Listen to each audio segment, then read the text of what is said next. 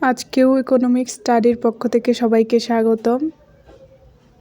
অর্থনীতি প্রথম পত্র একাদশ দ্বাদশ শ্রেণীর প্রথম অধ্যায় পড়ানো হচ্ছে মৌলিক অর্থনৈতিক সমস্যা এবং এর সমাধান। এর থেকে আজকে আমরা পড়ব উৎপাদন সম্ভাবনা রেখা।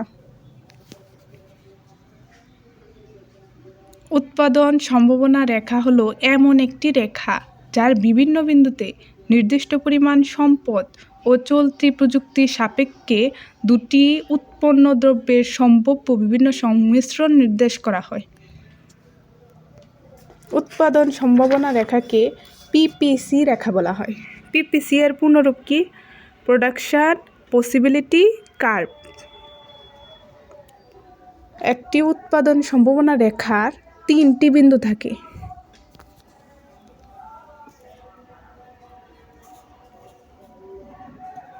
একটি, দুইটি, তিনটি বিন্দু। এই বিন্দুটা হলো পূর্ণ নিয়োগ। এই এতটুকু জায়গার মধ্যে উৎপাদন করা সম্ভব। এই এতটুকু জায়গার যে কোনো বিন্দু পূর্ণ নিয়োগ নির্দেশ করে।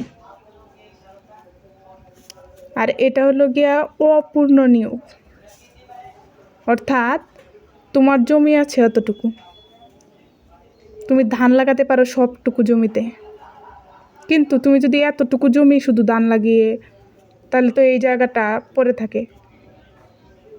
অর্থাৎ এই এতটুকু যদি তুমি ধান লাগাও, এই বিন্দুতে যদি তুমি উৎপাদন করো, তাহলে কতটা সম্পদের অপচয় হচ্ছে। সম্পদ থাকতেও তুমি তার ব্যবহার করতে পারছো না। তাই এটা হলো সম্পদের অপূর্ণ ব্যবহার, অপূর্ণ নিয়োগ অঞ্চল। আর এটা হলো গিয়া তোমার জমি আছে এতটুকু, মনে করো, তুমি কি এর বাইরে গিয়ে উৎপাদন করতে পারবে?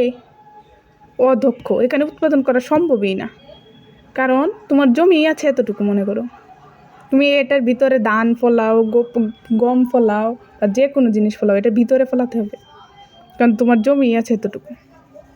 এর বাইরে গিয়ে ফলালে তো হবে না, অন্য মানুষের জমিতে ফলালে তো হবে না। তাইলে এটা হলো গিয়া অদক্ষ অঞ্চল, যেখানে সম্পদের সঠিক ব্যবহার করা সম্ভব নয়।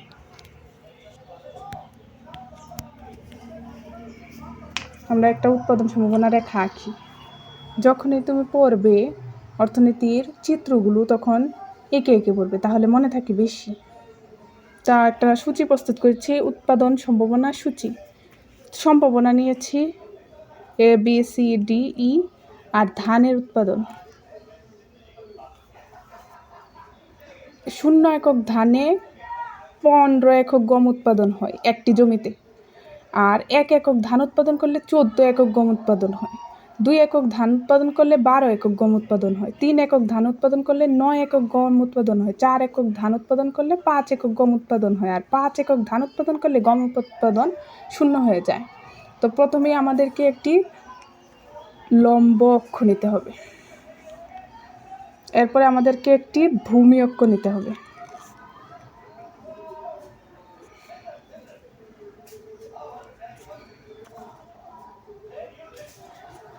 তাইলে প্রথমে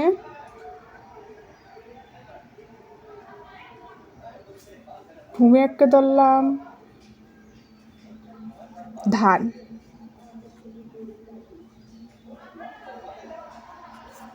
এক্স অক্ষে ধরলাম ধান, আর ওয়াই অক্ষে ধরলাম গম।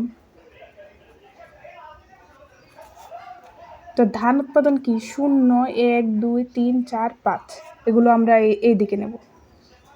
এই যে 0 দেওয়া আছে, এখন এই যে এগুলো সমান দূরত্বে নিতে হবে। যেমন ধরো 1, 2, 3, 4, 5, 1, 2, 3, 4, 5। আর গম উৎপাদনগুলাও সমান জায়গায় নিতে হবে। যেমন ধরো 5, 10, 15, 5, 10, 15। প্রথমে যখন ধান উৎপাদন 0, গম উৎপাদন 15, এই যে ধান উৎপাদন 0 হলে গম উৎপাদন 15। আর যখন গম উৎপাদন 5 একক, তখন কি ধানের উৎপাদন 5 একক, গমের উৎপাদন 0। তো এই যে উৎপাদন সম্ভাবনা আমরা আগে আঁকবো, কারণ পরে মিলাইতে অসুবিধা হয়। এখন 1 একক ধান উৎপাদন করলে 14 একক গম। এই যে 1 একক ধান উৎপাদন করলে 14 একক গম। এটা হলো এ বিন্দু, এটা হলো বি বিন্দু। এখন 2 একক ধান উৎপাদন করলে 12 একক গম। 2 একক ধান উৎপাদন করলে 12 একক গম। এটা হলো সি বিন্দু। 3 একক ধান উৎপাদন করলে 9 একক গম। 3 একক ধান উৎপাদন করলে 9 একক গম। এটা হলো ডি বিন্দু। আর 4 একক ধান উৎপাদন করলে 5 একক গম। 4 একক ধান উৎপাদন করলে 5 একক গম। এটা হলো ই বিন্দু। আর এটা হলো এফ বিন্দু। এই যে A B C D E F, এই বিন্দুগুলো যোগ করে যে রেখা, এটাই হলো প্রোডাকশন পসিবিলিটি কার্ভ, অর্থাৎ উৎপাদন সম্ভাবনা রেখা। এখানে যদি উৎপাদন করো, এটা হবে সম্পদের অপূর্ণ ব্যবহার, আর এটা হবে পূর্ণ ব্যবহার। আর এই বিন্দুতে উৎপাদন করা সম্ভবই নয়, এটা অদক্ষ অঞ্চল।